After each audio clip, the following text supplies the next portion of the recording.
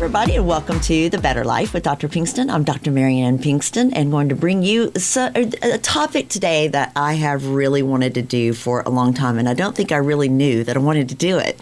But thank God I have Laura Laval in the house today. Again, she's been with me a few times. She is a registered dietitian and nutritionist, which I'm going to have her explain what the difference is, because everybody these days on Instagram, social media has a degree of some sort. Well, they don't. They have certifications, and that is very different. So we will talk a little bit today about vegetarianism and vegan diets and all the things in between. And Laura, welcome. And as always, I'm so honored to have you on. Thank you, Marianne. And thank you for doing some clarification there on the education level.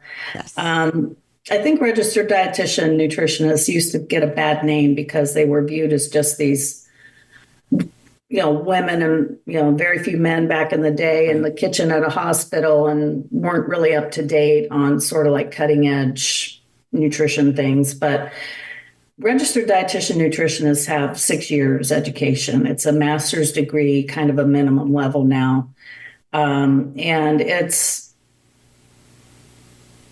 good as a health practitioner, I feel, to just have that strong medical background. Yes. I practiced in the hospital for several years. And I think what it does is it lets you be very responsible in your handling and care of your clients so that you know when you're entering risky territory and when you need to, not mess around too much. And I think that's what's missing in so many of these integrative nutritionists are it's a certificate program. And I'm not going to say they don't give them a decent background knowledge on nutrition, but it's not the same as a medical degree where you learn pathophysiology of different conditions. And anyway, that's my take on it. But I appreciate you being mindful of that. Well, with 6 years, man, I did 7. So I did 4 of medical school and 3 of residency. And you've been at 6 years and doing a master's program. That's a lot of schooling. That's a lot of work in hospital work. Yeah, I don't have my master's, but I got grandfathered in because I did one of the intense internships. Gotcha. So I still just have a bachelor's, but I can practice in dietetics because of what I did do in my education. Absolutely. Pretty much now you need a master's. So I'm considered adequate and in on that with what I've done with my education. So agreed 1,000%. And so happy that you do what you do. You work with Metabolic Code and your great husband, Jim Laval, and all of the work you guys are doing at the Laval Performance Health Center. But you also work a lot with A4M and speak a lot for A4M. So really, you're a high-level nutritionist and somebody I rely on for a grand amount of information. And I know today's topic with, there's a lot of confusion about vegetarian diets, vegan, different diets. And so let's jump in and describe those and see what we've got. Yeah, I thought plant-based because it threw a lot of people for a loop. Yeah. Like just when people were beginning to understand the difference between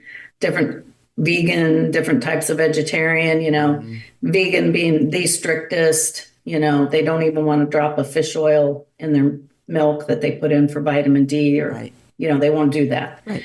Vegetarian isn't that strict and may decide that they're going to eat occasional, eggs and or maybe some cheese, a little bit of animal product. And then we had the pescatarian that came along. It's like, I want to eat a lot of plants, but, we'll get into this, but I think the pescatarian thing acknowledged that, there is an area that vegan and vegetarian diets are weak, and that's on omega-3 fatty acids, which we need for anti-inflammatory. So it's okay, I'll eat some fish. Right. And that's pescatarian. And then along comes this plant-based, and we're like, what the heck does this mean? I mean, I have to admit, even as a dietitian, I was like, what was wrong with vegetarian? Exactly. Exactly. But basically, you can look at it like the powers that be decided that, first of all, if you're in nutrition field, you begin to realize pretty quickly that it's very few that can truly stick to a healthy vegetarian diet, vegan or vegetarian. Yeah.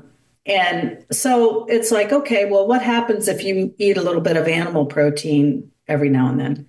really, in my view as a dietitian, nothing bad. Because what you get when you do that is you get B12, which is lacking in vegetarian and especially strict vegan diets. You can only get B12 from animal sources. And so what we see happening in vegans, especially in some vegetarians, is we see anemias. We see and your first indicator is you see your homocysteine going up. And homocysteine is a bad mamma jamma dude. So don't mess around with that homocysteine. Correct. And if you're going to decide to be vegan, vegetarian, monitor your B12 and monitor your homocysteine, because homocysteine increases risk for stroke and vascular disease pretty significantly. Yes. I believe to the point that, where vegan and vegetarian diets were promoted was to reduce risk for ischemic heart disease. So that's our number one killer. Still heart disease, heart attacks, right? Yeah. We haven't made enough headway on this. So, okay, let's look at plant-based. Let's look at vegan, vegetarian. And well, there's data on that as well.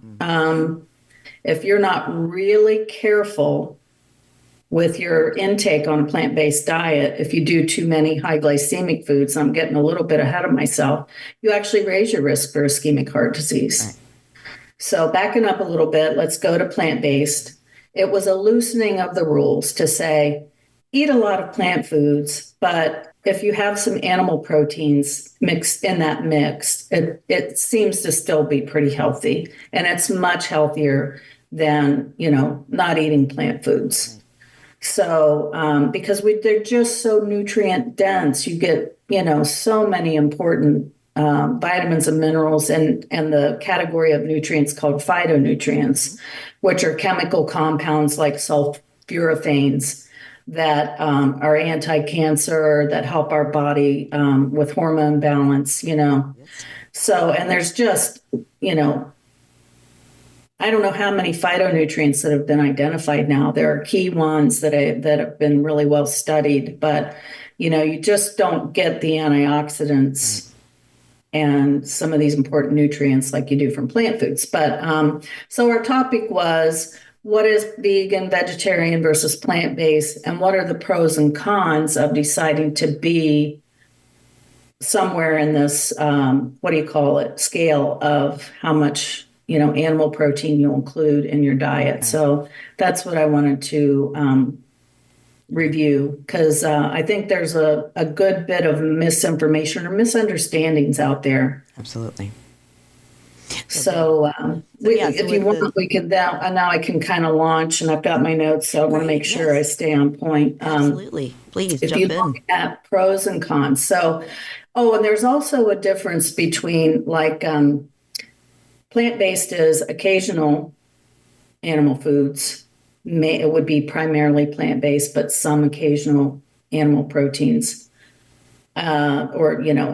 Like eggs, anywhere from eggs, cheese to chicken, fish, up to beef, pork, whatever animal protein, versus an omnivore, which is eat a lot of plant foods, but, probably animal proteins almost every day, in that mix. And that's where I am personally. Yeah.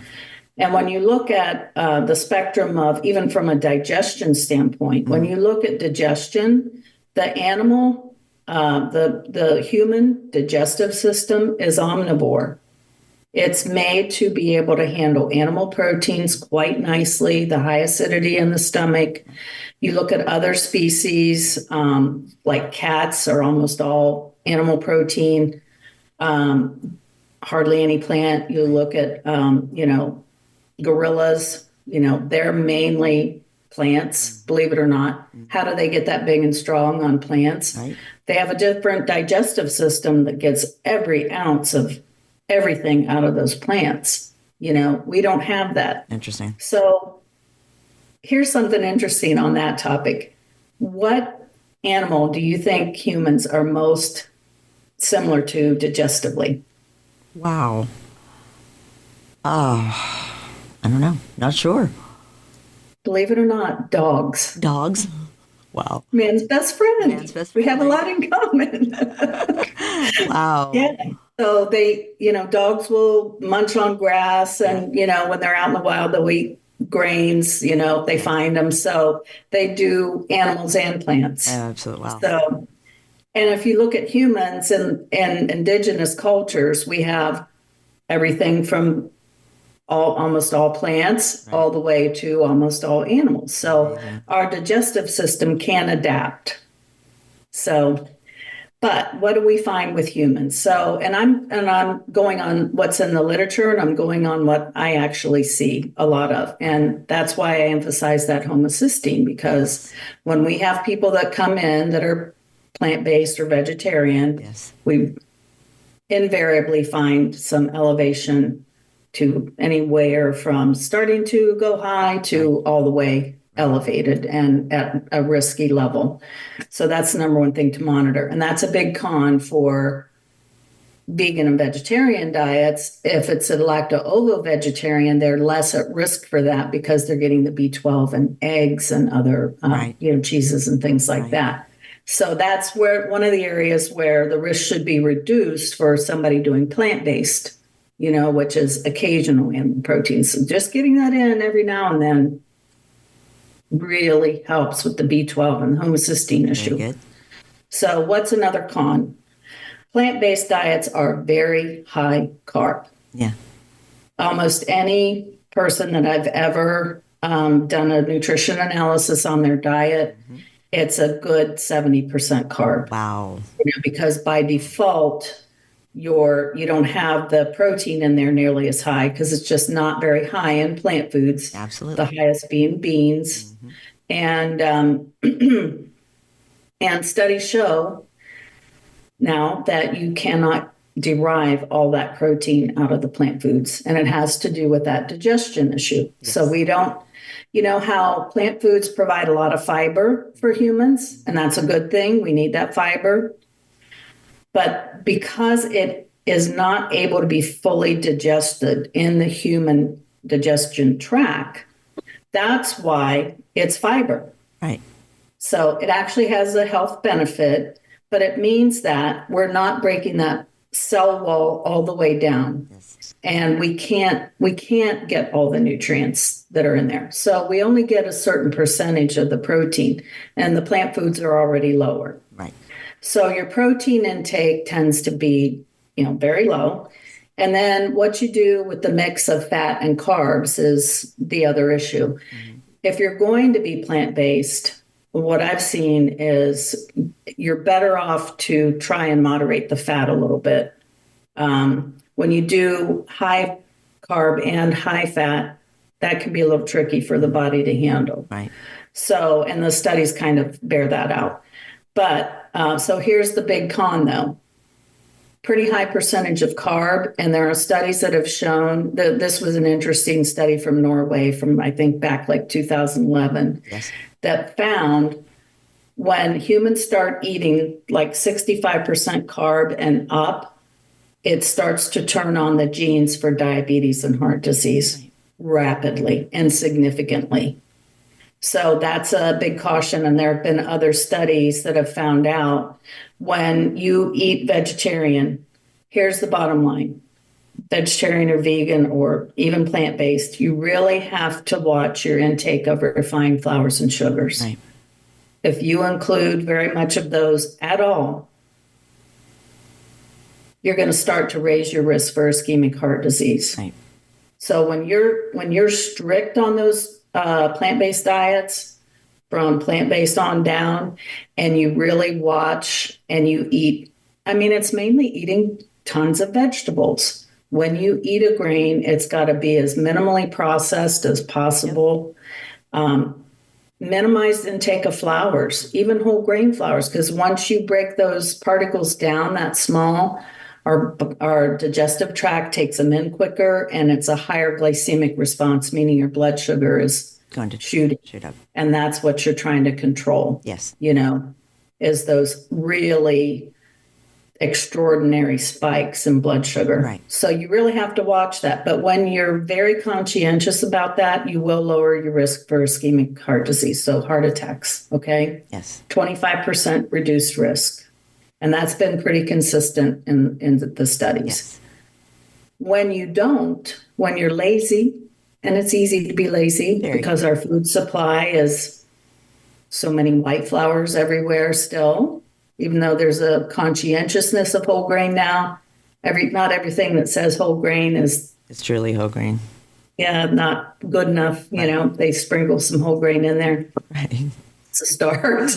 But those refined flours and sugars are massively bad for us. So when you let them enter in too frequently, think about some of the menu items when you go in a restaurant and you look at the vegetarian.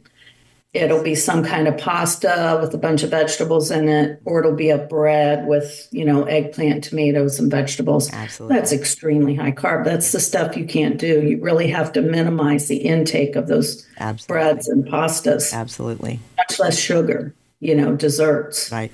And I've had vegetarians come in to me that were pretty hooked on sugar. Right. And very addicting. What the studies found with that is that raises risk of ischemic heart disease by 35%. Absolutely.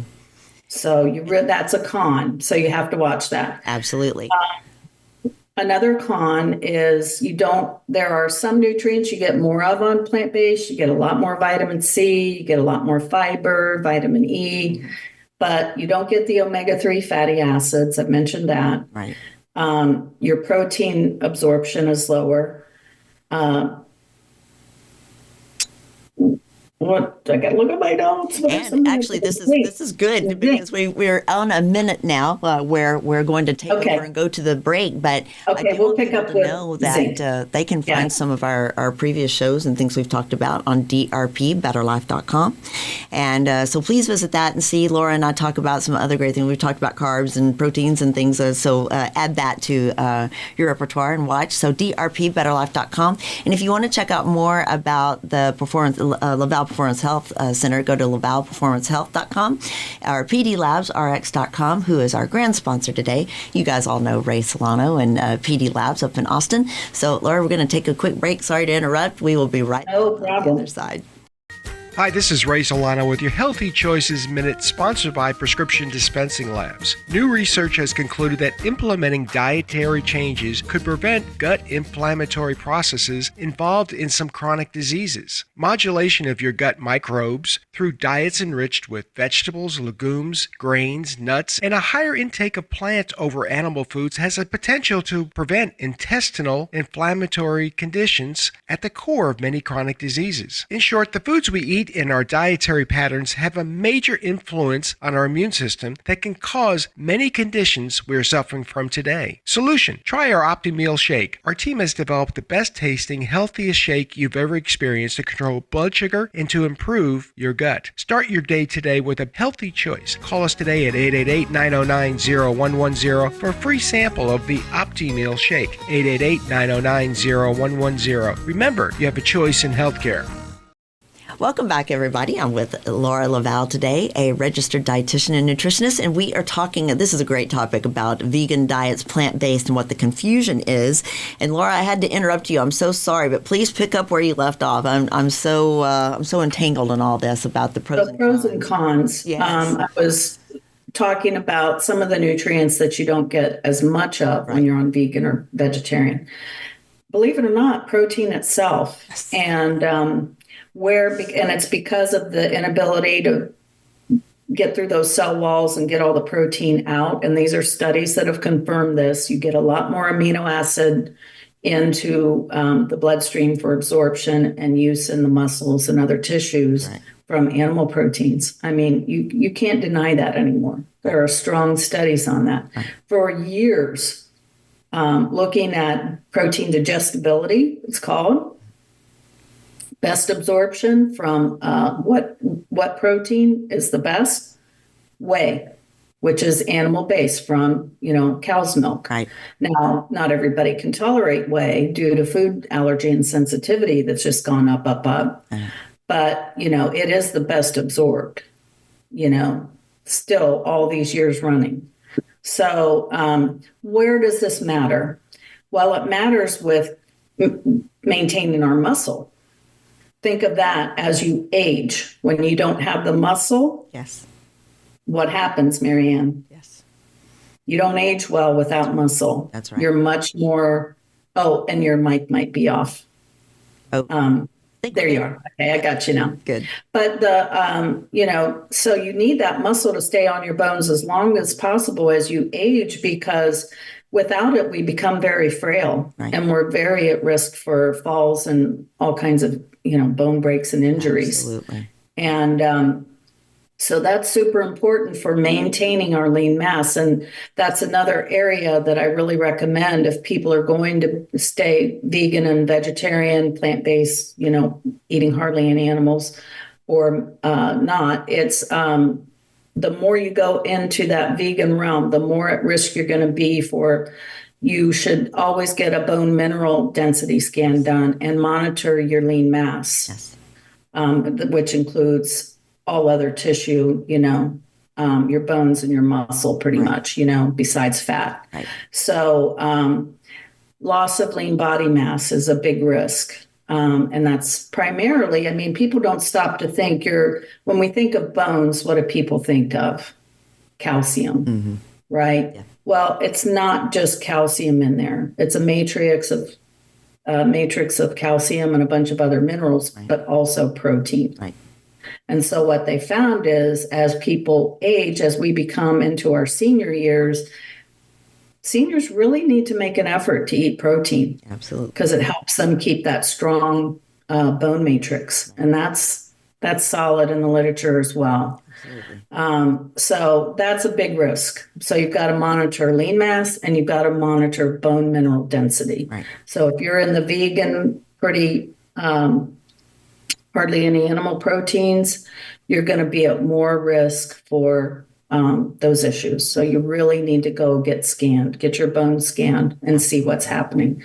So, and I've had some clients that have come along that were, for religious reasons, vegetarian all their life.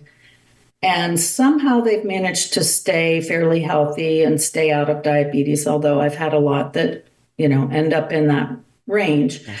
But you always do notice not a lot of muscle. Right. And so that's not going to go well as you get into advanced years. Absolutely. So that's one of the cons. Another one is lack of intake of zinc. Okay, so one of the plant foods that you get a lot of zinc from are the beans and legumes. I shouldn't say you don't actually absorb it though. It's in the food, but we don't get it into our body at a very good rate. And that's because of those phytonutrient. There's a phytonutrient in beans and legumes that blocks the absorption of that zinc. Wow. So while it's in there, you don't get it. Wow. Whereas animal proteins are some of our best sources of zinc. Yes. And very highly absorbable. So zinc, what does zinc have to do with? It has to do with immunity. System. It's super important for immunity. And this is where I'm going off of what I observe. As people go on year after year after year on vegan, low animal protein intake, I notice that, and I've actually had dietitian colleagues that have acknowledged this, that, took maybe 8-10 years, but all of a sudden they realized I'm getting sick all the time. Right. Something's wrong, and ended up going off of it and reincorporating some animal proteins. Right. So that's another one. Absolutely. So, I know we don't have a lot of time left. Got about so 2.5 one of minutes the to go things, so fast. I'm so sorry. one of the things I want to circle back to is this carb issue. Yes. Okay. Yes. Because we've got such polarization right now. Absolutely. Everywhere in the world, politically, even in nutrition. Right. So what do we have? On the one end of the spectrum, we have carnivore, which is really becoming popular. And then the vegan at the very, very, very low carb, almost no carb, to very high carb. Right. Interesting. Okay, I want to look at my, I wrote down the study. Okay. This was from the journal, The Lancet of Public Health from 2018. Mm-hmm. And they specifically looked at percentage carb intake and what happens with mortality. Yeah. Okay, so flat out dying, right? What's our increased risk for death and dying at earlier ages based on percentage of carb? Mm-hmm. And they found this interesting bell curve. Mm-hmm. So between carnivore, or very, very low carb, and very, very high carb on the vegan, which one would you guess has higher mortality? Yeah. I know because you told me. The low carb. I think a lot of people would think vegan, only because a lot of times when you see someone that's vegan, you can see pale and not all look very healthy. I'm sorry, but it's the truth. Right? That's a perception out there. Sure. So I think a lot of people would think vegan, but it's actually carnivore. Right. So very, very low carb. Now, carnivore is a specific way of doing low carb, and maybe that will be borne out to have some value somewhere. Yeah. But for now, the study showed the very high risk of death is on the lower you go on carb. So very important, Laura. I will really want to drive that home. We've got about 20 seconds left. So what I'm going to do is... So that study found the sweet spot at about 40 to 46% carb. Okay. There was another study from Norway that found the sweet spot on carb was 35%. Okay. So 35% carb, excellent. 25% protein, and about 40% fat. And that was the sweet spot to keep all your genes for heart disease and diabetes turned off. And that was out of Norway. Then there you go, wrapped up in a pretty little bow right there. So that is wonderful. Laura, we really need to pick this up and do another show. So I hope that you will promise me that you'll come back and we'll do this again. You know I will. And for everybody out there, please go look at all of our previous shows. I've been doing this for about 3 years at drpbetterlife.com. We have to head out, but everybody, thank you very much. Have a great week. Thank you, Laura. Thank you.